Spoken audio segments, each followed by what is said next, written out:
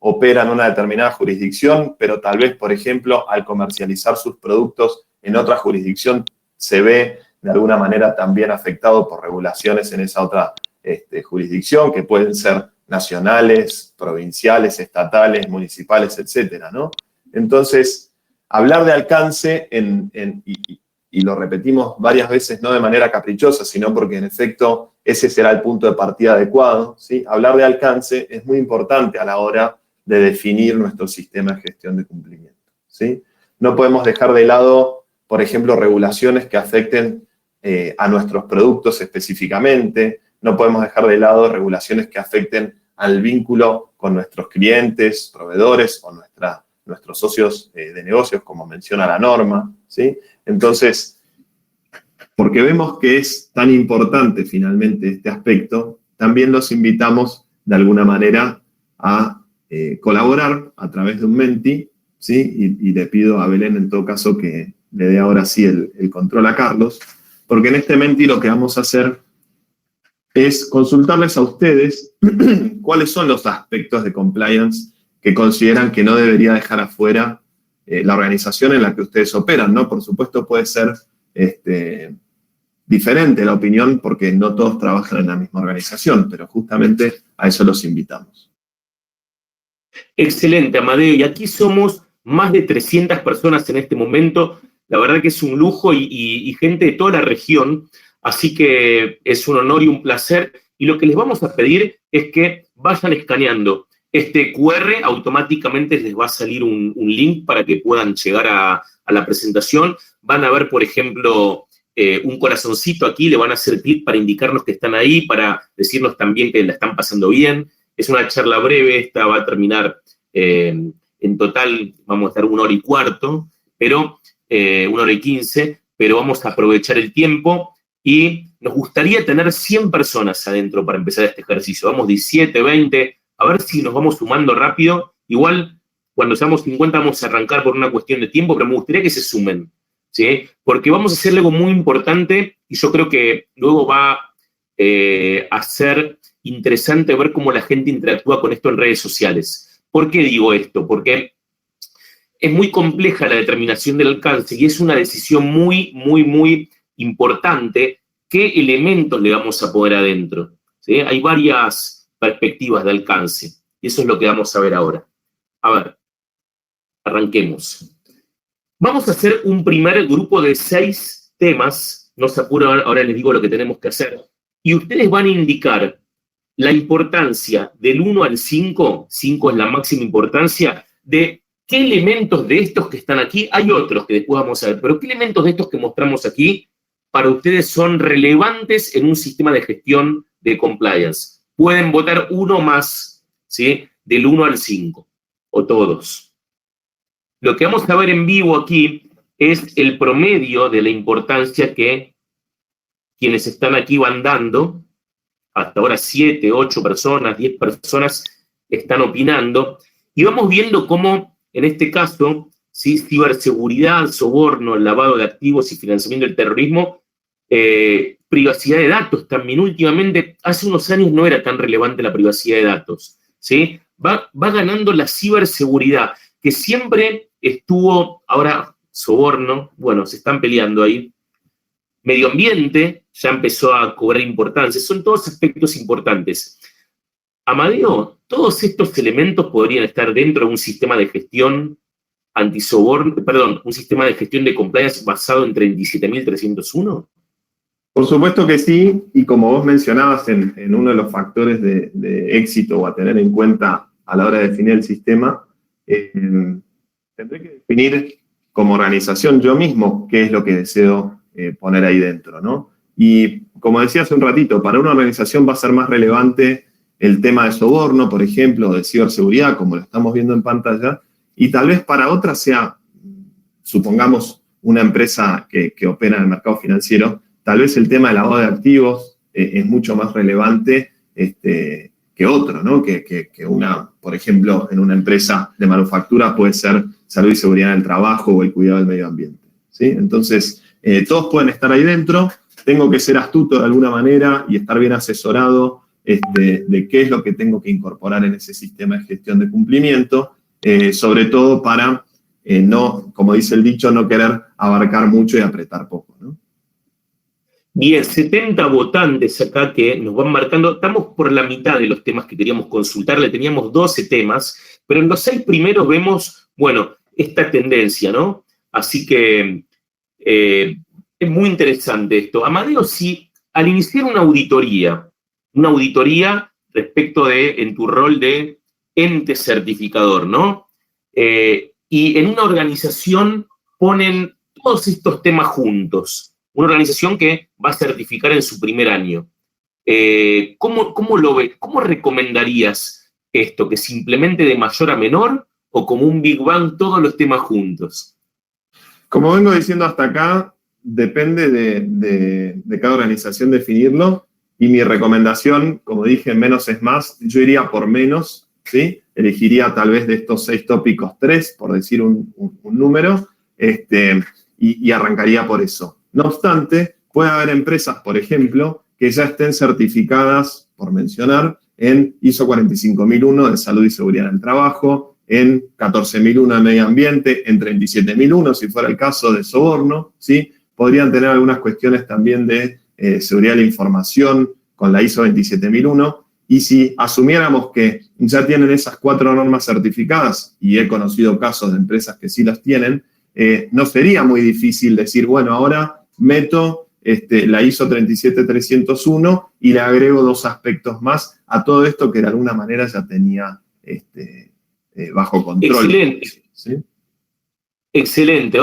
Hay 75 personas dentro de la plataforma y vamos a preguntar ahora por otras dimensiones de compliance, como son derechos humanos, diversidad e inclusión, compliance fiscal o tax compliance, como le llaman en Estados Unidos, comercio internacional, reporte financiero, control interno sobre el reporte financiero basado en Sarbanes-Oxley, que es una regulación norteamericana para empresas que cotizan en dicha bolsa y sucursales en el exterior y demás, y regulaciones específicas del mercado, es decir, toda otra regulación o aspecto importante que no hayamos mencionado, pero que pueda ser trascendental en alguna organización. Entonces, estamos viendo como la parte fiscal hay mucho interés y esta forma se manifiesta un poco diferente, ¿no?, a las anteriores, como que son temas que aparentemente o son más nuevos en el mundo del compliance o no están tan insertos en el interés. Por ejemplo, SOX es muy importante en algunos tipos de organizaciones, pero en otras no tienen nada que hacer porque no tienen nada que ver con la bolsa de los Estados Unidos, ¿no? Exacto, como venimos diciendo, para cada organización tendrá más relevancia un aspecto que otro, y también creo yo, y esto es una opinión personal, ¿sí? La lógica sería, en una primera instancia al menos, apuntar a aquellos riesgos o aquellos aspectos de compliance que, de no tenerlos en cuenta en mi sistema y de darse o de materializarse uno de los riesgos vinculados a ese aspecto, pueda dejarme fuera del mercado, ¿no? Ya sea por una penalidad, una multa, por ejemplo, o bien porque una de las causas podría ser, o una de las penalidades podría ser la disolución de la entidad legal, ¿no? Entonces, bueno, creo que a prima facie deberíamos tener en cuenta eso, y los aspectos a incluir en nuestro sistema de gestión de cumplimiento deberían estar vinculados a riesgos que nos puedan quitar del mercado, ¿no? Diría yo. Sí, y no muchas oportunidades tenemos la posibilidad de hacer una evaluación tan precisa con un auditorio que tiene una tendencia, una experiencia relacionada con compliance y preguntar esto, ¿eh? Así que para nosotros es súper útil, lo vamos a publicar y esperamos que también sea útil para todos las presentes. Así que, Belén, si le quieres dar nuevamente el control a Amadeus, continuamos con la presentación.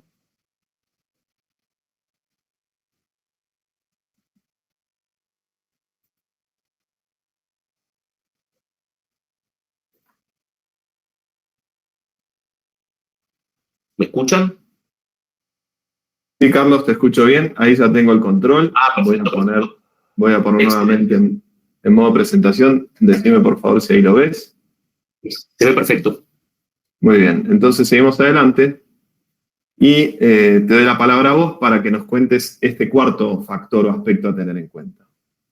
Bien, cuando hablamos de, acá decimos auditados, preparados, bueno, en realidad nosotros pretendemos que este seminario esté orientado a quien tiene que hacer la auditoría. Y quien tiene que hacer la auditoría se le presenta un gran problema, que es que el auditado en muchas oportunidades no está preparado para recibir una auditoría.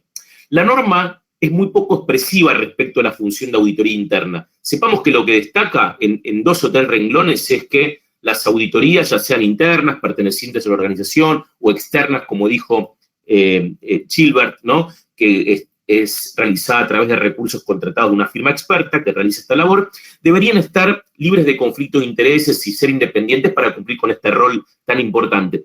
Luego se remite directamente a la norma 19.011, y tengamos especial atención, porque esta norma es como un comodín que nos sirve para auditar cualquier sistema de gestión, pero siempre es importante matizar el conocimiento de la norma de auditoría con el conocimiento de la norma en cuestión que va a ser la auditada. Si me falta alguna de las partes, no creo que podamos pretender ser buenos auditores, ¿no? Entonces, la norma 19.011 trata de cómo realizar una auditoría de cualquier sistema de gestión. En nuestra experiencia, los auditores internos tienen un complejo reto, que es cómo hacen que su contraparte, el auditado, actúe correctamente para que salga bien la auditoría. Y nuestro consejo en general es que en la función de auditoría interna, el auditor interno intente auditar y a su vez hacer escuela, porque es como un preexamen que luego se va a manifestar en la auditoría de certificación.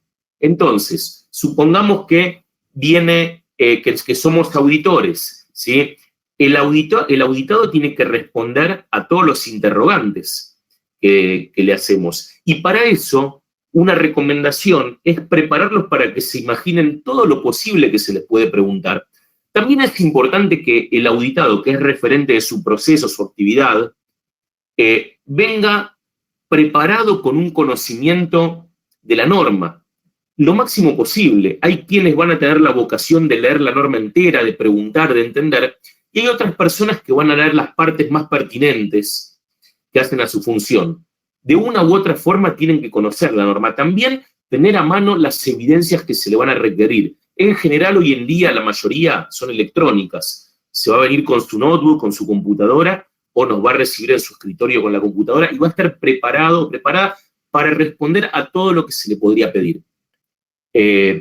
También una típica pregunta que va a hacer Amadeo como auditor externo de ente de certificación va a ser si conoce los riesgos específicos de la función que le toca. Esta creo que es insalvable. Y si estamos frente a un funcionario importante que no es capaz de mostrar conocimiento de los riesgos que le tocan, seguramente esa auditoría en esa parte o en esa reunión no va a salir muy bien. Porque la gestión de riesgos es la columna vertebral de un sistema de gestión de compliance. Creo que con estos consejos estamos más o menos preparados, ¿sí? Y entonces tengamos en cuenta, también aprovechando que tenemos del otro lado el auditado, ¿no?, en este ejercicio imaginario que acabamos de hacer, que la auditoría interna tiene que sangrar. Yo sé que suena feo, ¿no? Pero hay que tratar de dar en el clavo en aquellos temas que merecen una mejora antes de la auditoría de certificación. Y el auditado tiene que entender que este ejercicio de auditoría interna es un ejercicio que también relacionado con la ayuda para poder mejorar. Tal como vos decías, Carlos, estas normas, hablábamos hace ratito de la 37.001, pero por supuesto específicamente también la 37.301, es una norma basada en riesgos. ¿Qué quiere decir esto? Bueno, venimos hablando de que hay que definir un alcance, ¿no? Que ese alcance debe estar vinculado a la estrategia organizacional. Tenemos que definir también nuestras obligaciones de compliance, de cumplimiento, de forma tal de entender cuáles son los requisitos con los que debemos cumplir. Transformar esas obligaciones, esas regulaciones externas y tal, en requisitos propios de nuestro sistema de gestión de cumplimiento, ¿sí? Habiendo hecho eso, entonces necesitamos ahora sí definir cuáles son los riesgos a los que nos estamos enfrentando. Bien, entonces, en función del listado de obligaciones de compliance que hemos detallado, vamos a tener que listar también los riesgos con los que nos encontramos a la hora de ponernos a trabajar en nuestro sistema de gestión de cumplimiento. Y es importante ahí entender que los controles que decidamos sobre esos riesgos deben estar al servicio de la mitigación de esos riesgos.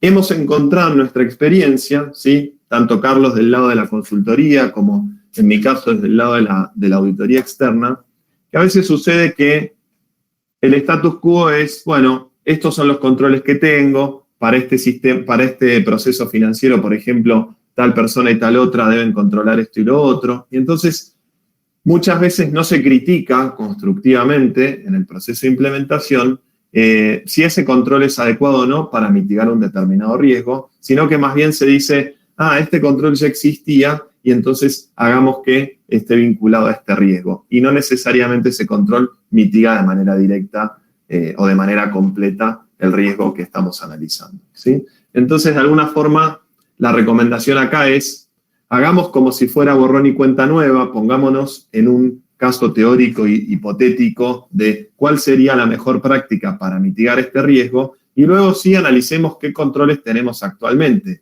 Si alguno de esos controles ya mitiga ese riesgo, bueno, perfecto, el trabajo está hecho.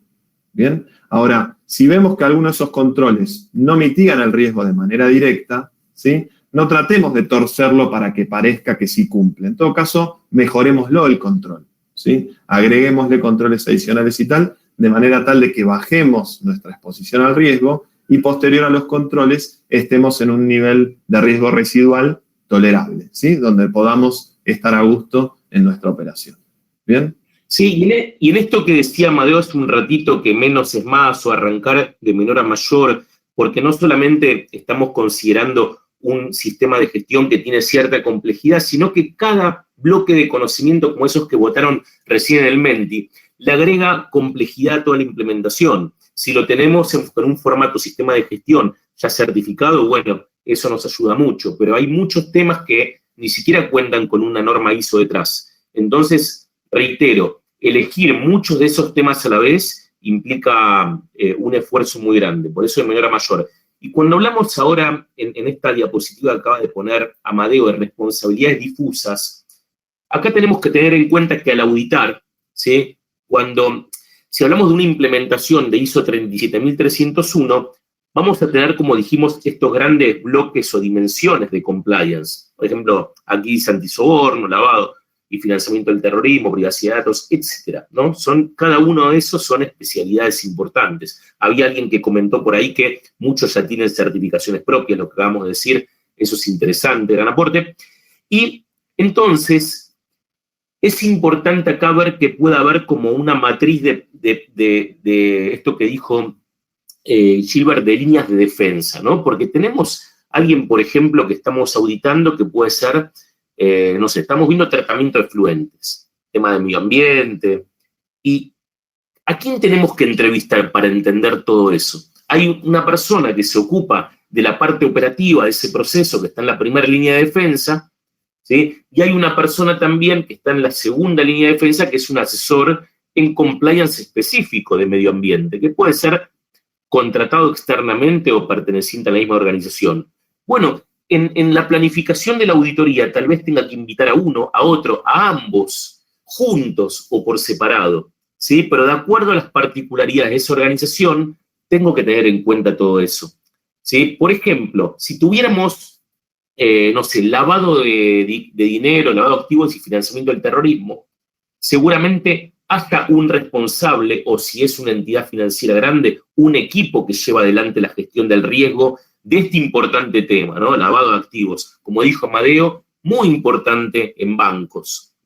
Pero naturalmente requiere armar un equipo con todas las áreas que conforman la primera línea de defensa o la gente que interviene. Por ejemplo, la persona que pide o el área que pide legajos de clientes y le hace el onboarding, o sea, toma un cliente o lo acepta dentro del sistema de la compañía, de este banco, supongamos, tenemos que considerarlo para auditarlo. ¿sí? O el área que está haciendo esto. Tenemos que considerarla y está en la primera línea de defensa. Por otro lado, alguna gerencia que exista no sé, de lavado de activos, ¿sí? O de anti-money laundering o anti-lavado, también tendría que participar, ¿sí? Este cruce hay que pensarlo muy inteligentemente.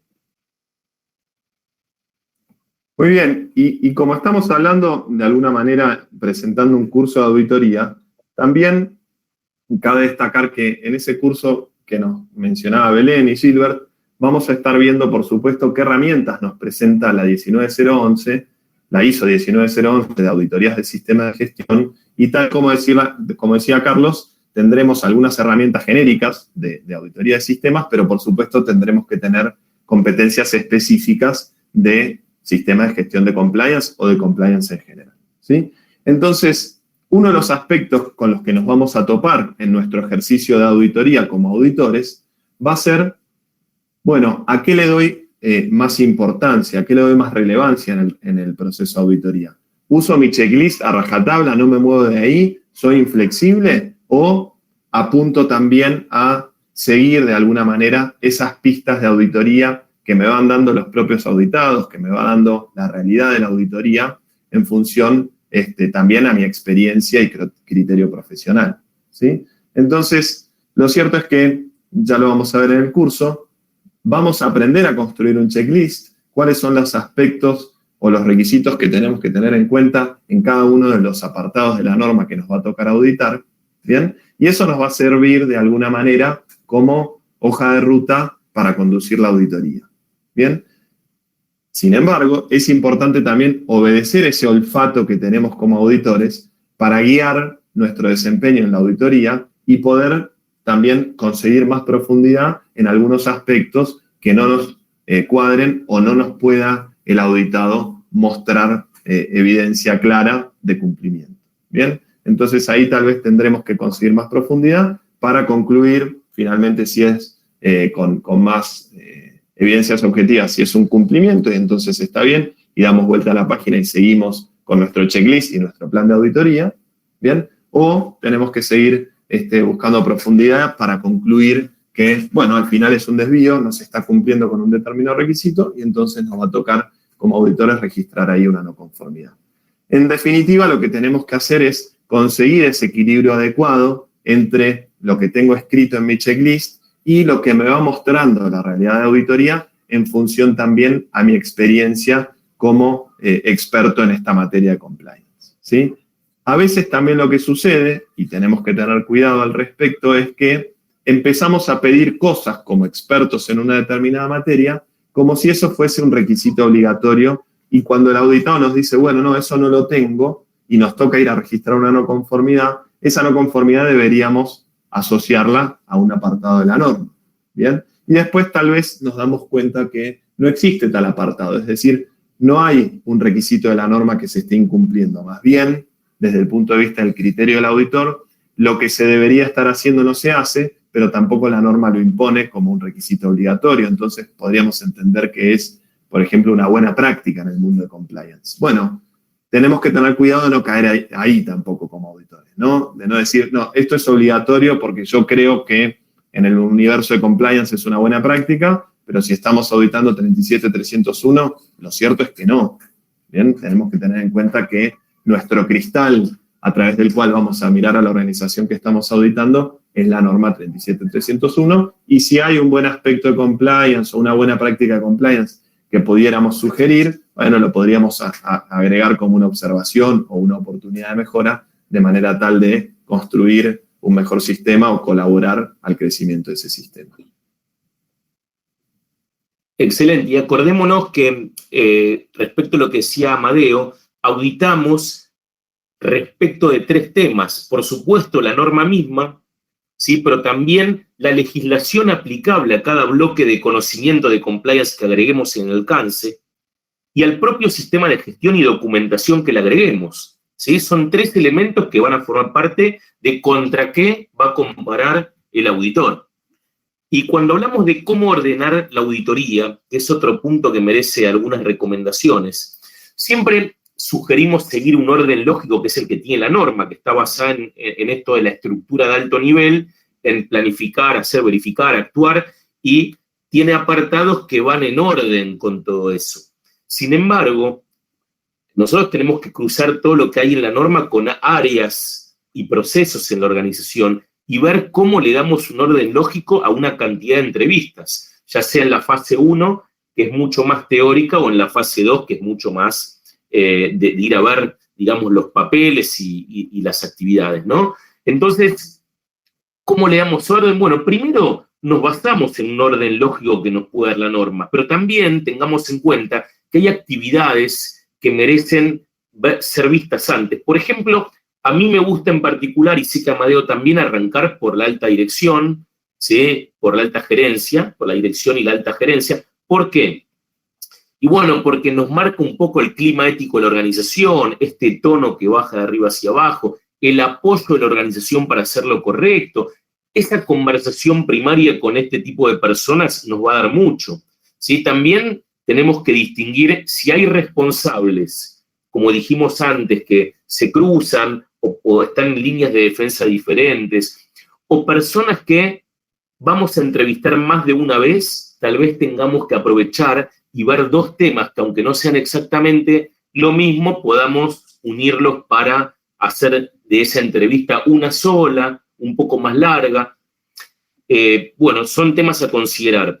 Y también tenemos que tener muchísima flexibilidad para la replanificación. Pensemos que estas no son auditorías sencillas y que tampoco el auditado suele serlo, ¿no? Las organizaciones están bastante revolucionadas. No sé si es casualidad las que nos tocan a nosotros, a veces a Amadeo, a veces a mí, y conversamos sobre eso, pero nunca me pasó que un plan de auditoría quede exactamente igual como uno lo confeccionó que como se da en la práctica. ¿Por qué? Bueno, porque tal persona tiene que viajar de urgencia, porque tal persona es la única que hace tal cosa, pero no va a poder porque está en cama, se enfermó, y bueno, y pasan cosas, ¿sí? Entonces, nuestro plan de auditoría tiene que tener esa flexibilidad, y sobre todo los auditores tenemos que ser flexibles, además del plan, para encontrar la forma de hacer estos cambios sin alterar el resultado final, que tiene que ser una buena revisión y un buen informe. Me gusta, Carlos, que no nos echaste la culpa a nosotros los auditores, ¿no? Dijiste que algún auditado tenía que viajar y tal. En general nunca sucede que la flexibilidad en el plan venga por causas del auditor, ¿no? Nosotros somos perfectos.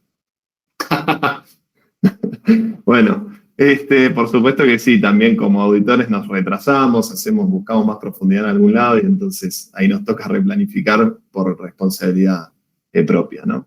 Bueno, este tema, el aspecto número 9 y el aspecto que viene después, el número 10, de alguna manera ya los hemos mencionado, ¿sí? Pero por la importancia que tienen, decidimos con Carlos volver a mencionarlos ahí de manera tal de darles el protagonismo que requieren, ¿sí? Carlos ya nos mencionó que en un proceso de auditoría deberíamos poder enseñarle también, sobre todo como auditores internos, enseñarle a los auditados qué es lo que estamos haciendo, cómo deberían estar preparados para recibir la auditoría. Bueno, en todo el proceso de implementación del sistema, todo el tiempo voy a tener que estar educando, ¿sí? a todo el personal que está alcanzado por el sistema. Porque, de alguna manera, hay un dicho que dice que una buena asesoría termina con una certificación. ¿Y qué decimos con esto? Bueno, una vez que el consultor estuvo trabajando junto con la organización para llegar al hito de la certificación, ¿sí? Si hizo bien su trabajo y estuvo muy de la mano trabajando con la organización y educándolos, ¿sí? Durante la implementación, entonces, una vez obtenida la certificación, la lógica diría, bueno, ahora la propia organización debería poder seguir caminando solita sin necesidad de contar con el soporte permanente de la consultora, pero sí, por supuesto, para temas específicos, seguir contando con ese apoyo, ¿sí? ¿Cuáles pueden ser esos temas específicos? Bueno, como veníamos diciendo, comenzamos con un alcance determinado y ahora lo queremos ampliar. Bueno, perfecto, vuelvo a contar con el soporte externo de manera tal de hacer las cosas bien en ese proceso de gestión de cambio y de ampliación de mi alcance, ¿sí? Bueno, necesito hacer una auditoría interna. Si bien he capacitado a algunos auditores internos, todavía no me siento en condiciones de que uno de estos auditores internos sea quien lidera. Ya nos contaba Gilbert que es posible tercerizarlo, eso, contar con soporte externo, de manera tal de conducir la auditoría con alguien que tenga las competencias adecuadas, ¿no? Ese puede ser otro aporte que podemos conseguir de los externos. Pero es fundamental, repito, que durante todo el proceso de implementación, entonces, vayamos como alcanzados por el sistema y responsables de diferentes riesgos, procesos y obligaciones de cumplimiento, alcancemos un grado de madurez y de comprensión de lo que estamos gestionando, un grado de conciencia elevado, de manera tal de saber qué sucede si no cumplimos con eso que decimos que tenemos que cumplir, ¿sí? Eso es parte de la cultura de la organización que debe percolar en los diferentes niveles. Eso es parte también de los valores, seguramente, que a través de las acciones y de un adecuado grado de conciencia podremos reflejarle o demostrarle al auditor, ¿sí? Que muchas veces no es algo tangible o no es algo que está escrito, es algo que se percibe en función del conocimiento que tiene cada uno de los auditados.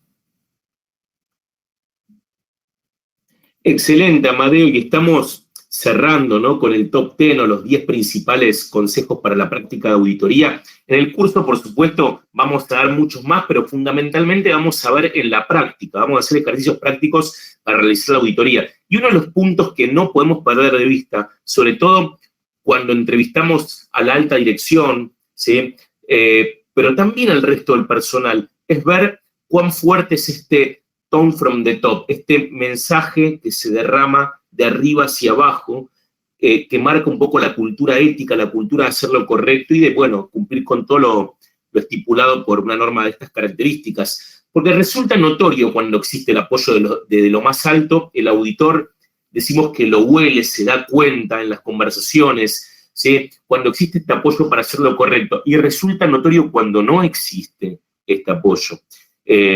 Hacemos unos ejercicios de role-playing con Amadeo que nos divertimos mucho en los cursos, ojalá puedan acompañarnos también, ¿sí? Y esto lo vemos, por ejemplo, en cómo está redactado el código de ética, de conducta, si realmente hay un mensaje preliminar con una foto, con una firma de quien lo dirige, que es una alta autoridad, si en la fiesta de fin de año, en cualquier evento, las autoridades toman la palabra y dan un mensaje relacionado con esto, si encuentran oportunidades para hablar con la gente, si cuando hay un problema, un dilema que relaciona un poco, que pone en conflicto la rentabilidad con el comportamiento ético, ¿a qué se le da más importancia? Si los valores de la organización contienen alguna palabra importante relacionada con ética, integridad, honestidad, y si la organización, bueno, lo ha incorporado en su actuar diario, ¿no? Sabemos que la falta de apoyo de lo más alto constituye uno de los principales limitantes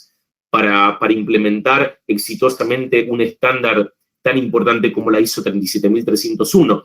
Existen diferentes manifestaciones del involucramiento, bueno, dijimos algunas, pero también se da al ver si existen sanciones en la organización, ¿sí? Queremos ver a quién se ha sancionado durante el último año, queremos ver las revisiones por la dirección, cómo ejerce esta mirada crítica de personas que saben mucho de alto nivel y que pueden influir en una mejor implementación. Queremos ver la reacción de la alta dirección frente a hallazgos, ¿sí?, ante informes de auditoría o monitoreo de controles antifraude o simplemente de compliance. Y acompañar también a que el compromiso sea inicial, ¿sí?, pero también constante, o sea, que el sponsoreo de la alta dirección se manifieste muy fuerte. Estos son cosas que el auditor tiene que ver, porque estamos hablando del tono de la alta dirección y que son las vías de este ferrocarril de compliance que si no está este elemento descarrila todo. Exactamente, y bueno, habiendo repasado entonces estos 10 aspectos más importantes a la hora de implementar un sistema de gestión de cumplimiento desde el punto de vista tanto de Carlos como mío, podemos concluir de alguna forma entonces que ISO 37301 al final lo que nos da son herramientas, ¿sí?, para reducir o mitigar estos riesgos de incumplimiento, y por supuesto es fundamental, como en cualquier otra disciplina, que la gente que está alcanzada por el sistema tenga una buena formación, sea competente para llevar a cabo la implementación y, por supuesto, a posteriori, para llevar adelante el funcionamiento adecuado del sistema. con eso concluimos entonces. Le damos la palabra de vuelta a Belén, ¿verdad, Carlos? No sé qué tenga para contarnos. No, también quería agradecer de nuestra parte. Bueno, estamos a disposición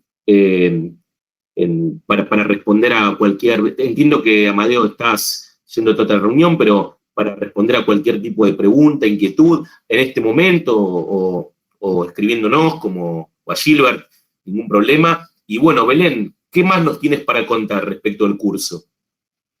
Sí, pues muchísimas gracias, Amadeo y Carlos. En este caso voy a comentar muy brevemente, antes de pasar a las preguntas.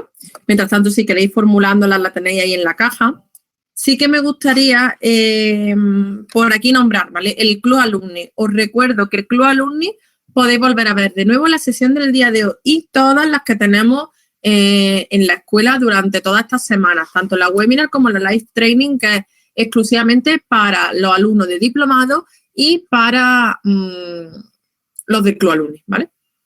También os comento el 20% de descuento en toda la oferta formativa, los certificados gratuitos de nuestras masterclass y de las webinars y acceso directo a nuestra bolsa de empleo. Y, por supuesto, muy interesante y muy importante, tenéis un curso gratuito cada trimestre. Y en este caso vamos a pasar directamente porque tenemos un poco de poco tiempo.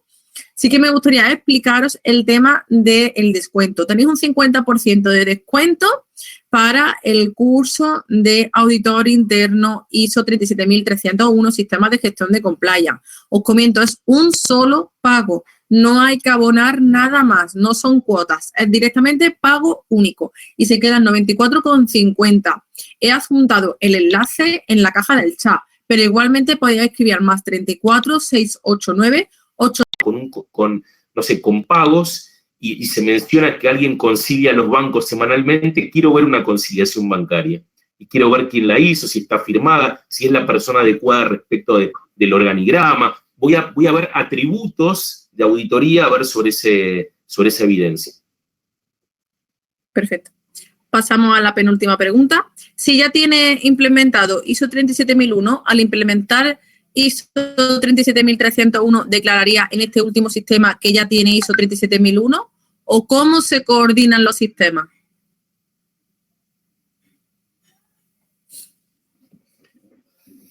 Amadeo, pues, eso es lo que discutimos frecuentemente, así que los dos mismos sí. para...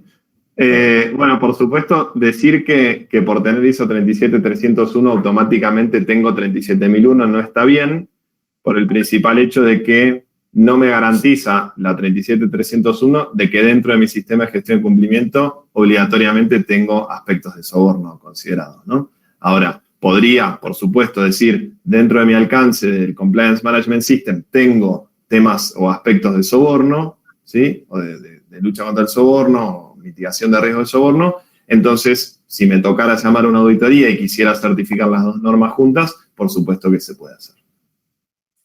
Y yo quiero agregar a esto que estoy totalmente de acuerdo, que si fuéramos a la inversa, es decir, si yo tengo 37.301 y sé también que tengo 37.001, ¿no? Y la tengo certificada, la meto adentro y digo, entonces estamos bien respecto a ese tema. Sí, pero, y el pero es, la ISO 37301 supone una superestructura de compliance. Hay muchísimas personas, un gran conjunto de personas responsables de temas muy relevantes, por ejemplo, lavado de dinero, por ejemplo, anticorrupción, suelen ser responsables diferentes en organizaciones grandes. ¿Y cómo armo esa estructura? ¿Con qué lógica para que cumpla con la norma, ¿no? Bueno, hay que darle un poco de inteligencia a eso también.